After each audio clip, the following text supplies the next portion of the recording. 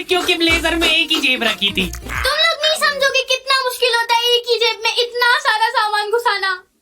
Hello दोस्तों, आज फिर रिएक्ट करने वाले हैं एक न्यू वीडियो पे जो कि है बोर्ड एग्जाम से रिलेटेड। एंड अगर आपके भी एग्जाम है बोर्ड एग्जाम की है और आप भी तैयारी कर रहे हैं बोर्ड की एग्जाम की, तो काफी मस्त वीडियो है। आइए चलिए देखते हैं। और इस वीडियो का क्रेडिट जाता है हार्ड टोन्स को। हर महीना वैन के 800 रुपए बचाने के लिए हम लोगों ने साइकिल से स्कूल जाना चालू कर दिया था। ये हो गई। 4 लौंडे थरथराती ठंड में साइकिल से स्कूल जाते हैं, ब्लेजर टोपा।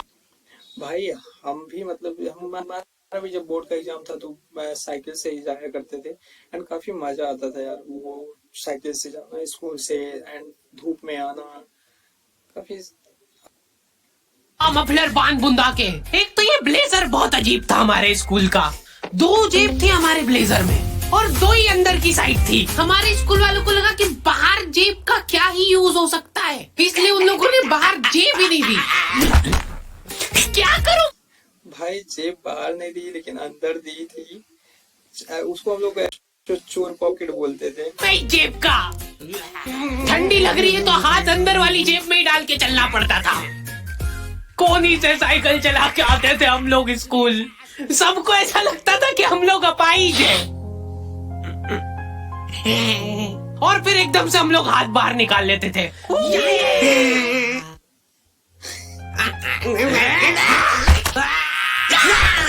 मजाक बना के रख दिया डिसेबिलिटी को। अपाहिज लोगों की रिस्पेक्ट कम हो गई थी हमारी वजह से, लेकिन लड़कियां खुश हो गई थी इस इनोवेशन से। उनको लगा था कि ब्रा का खर्चा नहीं करना पड़ेगा, अपना जो भी सामान है उसको एकदम जेंटली इन जेबों के अंदर प्लेस कर देंगे। लेकिन इसमें भाई समझ रहे हो, छोटी सी दिक्कत थी। स्कूल वालों ने लड़कियों के ब्लेजर में एक ही जेब रखी थी। तुम लोग नहीं समझोगे कितना मुश्किल होता है एक ही जेब में इतना सारा सामान घुसाना। हर रोज लेट होते थे हम लोग स्कूल, क्योंकि मेरी साइकिल की चेन ढीली थी। थोड़ी सी भी स्पीड बढ़ाते थे तो वो चेन उतर जाती थी। लेकिन पापा ने मेरे को प्रॉपर ट्रेनिंग दे रखी थी चेन चढ़ाने की। एक जना ऐसे खींचेगा टायर, उतने में अपने को पानी से फटाफट कस देना है। ये हो गई टाइट। भाई यार ये प्रॉब्लम रहता है इसके साथ। मतलब हम भी जब स्कूल जाते थे तो फिर साइकिल का चैनल से जाने पे बड़ा दिक्कत होता था यार, पूरा हाथ ब्लैक हो जाता था साला। बैग में पाना पेचकस रख के लाना पड़ता था मेरे को स्कूल, कि कभी भी रास्ते में चेन उतर सकती है। इमेजिन करो एक बार कि तुम चुपचाप वैन में बैठ के जा रहे हो, बीच सड़क में 4 लौंडे साइकिल पलटा के फटाफट। क्लास में बैठे हुए मेरे को डर बना रहता था कि कोई गलती से मेरा बैग चेक नहीं कर ले।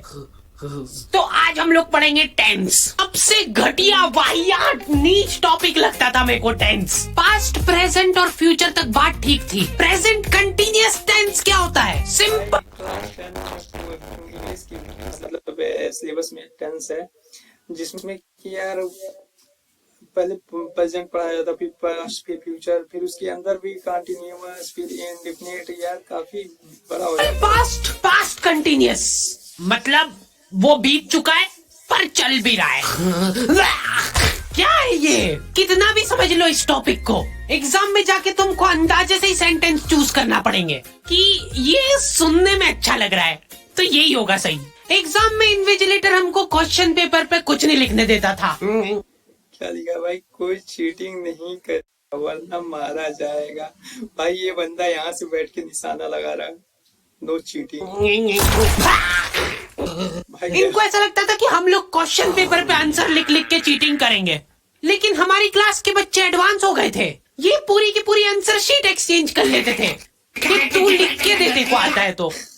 बोर्ड एग्जाम थी यार हमारी, और हमारे स्कूल वाले बोर्ड एग्जाम को बहुत सीरियसली लेते। भाई बोर्ड एग्जाम के नाम पे हमें मतलब यार इतना स्ट्रेस रहता है, ऐसा लगता है कि साला एक तो पहली बार एग्जाम देने जाने रहता है बाहर स्कूल के थे। अलकायदा टाइप ट्रेनिंग मिली थी हम लोगों को। एग्जाम देते हुए कहीं से भी बॉम्ब गिर सकता है, लेकिन तुम्हारे हाथ नहीं रुकना चाहिए, चाहे तुमको क्वेश्चन आता हो या ना, कुछ न कुछ लिख के ही आना है। हमारा एक ही मकसद होना चाहिए, आंसर शीट भरना। नहीं आए तो भी कुछ भी लिख के आ जाओ। मेरे को ये नहीं समझ आता कि मैं कुछ भी कैसे लिख के आ जाऊं। मेरे को आता ही नहीं है, क्या लिखूं मैं? एक तो हमको इतना डरा धमका के भेजा गया था ना सेंटर पे, मैं नर्वसनेस में जाके अपना नाम भूल गया वहाँ पे। इन्विजिलेटर ने नाम पूछा, मैं सोच रहा हूँ क्या हो सकता है बेटा, नाम तुम्हारा। 2 मिनट। हाँ हेलो मम्मी। सच में भाई सेंटर पे पहुंचने के बाद से सच में हाल हो जाता है यार। मतलब ऐसा फील होता है कि हमने कुछ पढ़ा ही नहीं है। मेरा नाम क्या है? बोर्ड एग्जाम के नाम पे इतना डरा दिया था ना स्कूल वालों ने हमको, अच्छों का भूत निकल जाता है टट्टी के साथ मिक्स होके। तुम लोगों का एक सेंटर आएगा जिसके चारों तरफ सैनिक तैनात रहेंगे, बिना एडमिट कार्ड के वहाँ पे आसपास भी भटकते हुए मत दिख जाना, जिंदा जला देंगे वो लोग। और अगर चीटिंग करते हुए पकड़ा गए तो ना तो तुम हमको जानते हो ना हम तुमको जानते हैं। हम लोग एग्जाम वाले दिन सेंटर पहुंचे तो बच्चों से ज्यादा सिक्योरिटी थी वहाँ पे। आज तक इतनी सिक्योरिटी मैंने एयरपोर्ट पे भी नहीं देखी थी। आर्मी वगैरह खड़ी थी वहाँ पे टैंक लेके, वो सिक्योरिटी वाले एक एक रबड़। भाई ऐसा लग रहा है ये एग्जाम देने नहीं, बॉर्डर पे तैयारी, लड़ाई की तैयारी करने आया का रैपर निकाल के देख रहे थे कि उसके पीछे तो नहीं लिख के लाया कुछ। क्या लिख लूंगा मैं इतनी सी जगह में, लिख भी लिया तो मेरे को ही समझ नहीं आएगा कि क्या लिखा है। कुछ चीजों का मेरे को लॉजिक ही समझ नहीं आया था कि तुम नंबर वाली घड़ी पहन के नहीं जा सकते हो, पहनना है तो कांटे वाली पहनो। उनको शायद शक हो गया था कि ये सारे लोग एक साथ कोऑर्डिनेशन करके बम नहीं फोड़ दे। उधर एक बच्चे की घड़ी का अलार्म बज गया और वो बजता भी बॉम्ब के टाइमर जैसा है। अलकायदा जिंदाबाद। भाई डायरेक्ट उड़ा दिया। जिस पाउच में तुम सामान ला रहे हो वो भी ट्रांसपेरेंट होना चाहिए। मेरे बैग में से इनको पाने पेचकस मिले थे। भाई क्या जवाब दूं मैं इसका कि क्या यूज में आते हैं ये? उनको वहाँ पे डेमो करके बताना पड़ा कि ये यूज में आता है ये सब आइटम। फिर बाकी बच्चों ने भी कंफर्म करा कि हाँ देखा तो है हमने इनको रास्ते में ये हरकत करते हुए। ये सब देख के उन्होंने मेरे पाने पेचकस तो हाथों हाथ नाली में फेंक दिए थे। हमारे एक साथी की जेब में से ड्रग्स बरामद हो गए थे। अरे ड्रग्स नहीं है, ये इनहेलर है, इसको ऐसे सूंघते हैं, नाक बंद होती है तो। नाक खोलने के बाद भी अगर तुम इनहेलर को पूरी ताकत से सूंघते हो, आंखें दिमाग में ठंडक हो जाएगी तुम्हारे। वो बच्चे नहीं होते जो पूरा साल टाइम पास करते और एग्जाम के एक दिन पहले पढ़ के एग्जाम देने आ जाते हैं। वो बनने की मैं कोशिश ही कर पाया था सिर्फ। मैंने सोचा था आखिरी रात मेरी है, रात भर मैं पूरा सिलेबस चाट जाऊंगा, पर मैं एग्जाम के एक दिन पहले ही बीमार पड़ गया।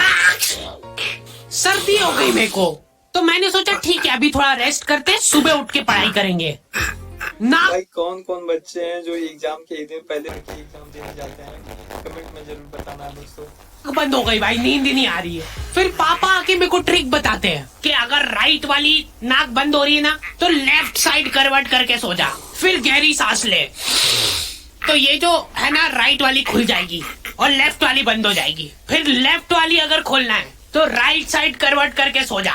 पूरी रात करवटें बदलता रह गया मैं। सुबह रास्ते में जाते जाते पढ़ रहा हूँ मैं, क्योंकि बाकी बच्चे भी यही कर रहे थे। बच्चों को लग रहा है कि भाई जितना हम लोग साल भर में नहीं पढ़े उतना हम लोग रास्ते में जाते हुए पढ़। भाई बात तो सही है यार, एग्जाम अगर होता है तो जो 30 साल बाद नहीं पढ़े, लेकिन बच्चे देखने को मिल जाते हैं। कितने बच्चे तो एग्जाम सेंटर पे पहुंच के भी पढ़ाई करते हैं। लेंगे रास्ते में ऐसे कॉपियां लेके घूम रहे जैसे इनसे ज्यादा पढ़ाकू कोई हो ही ना। सुबह हम सब लोग सेंटर लेट पहुंचे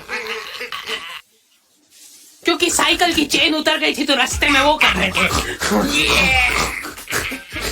और क्वेश्चन पेपर भी लेट हो गया था उस दिन। क्वेश्चन पेपर Z+ सिक्योरिटी के साथ आता था।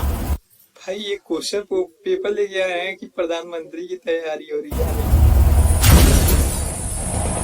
10 बॉडीगार्ड लेके आते थे एक जरा सा पार्सल।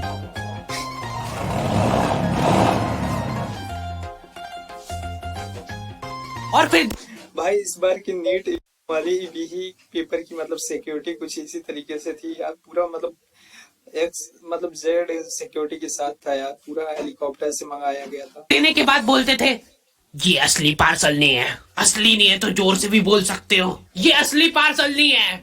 ये लोग पता नहीं किसी को तो गुमराह करने की कोशिश कर रहे थे। इनको डाउट था कि इतनी सिक्योरिटी के बाद भी कोई पेपर चोरी कर लेगा, तो ये लोग इतनी सिक्योरिटी में नकली पेपर लेके आए। फिर भाई असली पेपर तो एक और बॉडीगार्ड नाले में तैरता हुआ लेके आ रहा है। ये पानी पेचकस किसने डाले नाली में? ये लो। मजाक कर रहे थे हम तो, यही है असली क्वेश्चन पेपर। जाओ बांट दो फटाफट।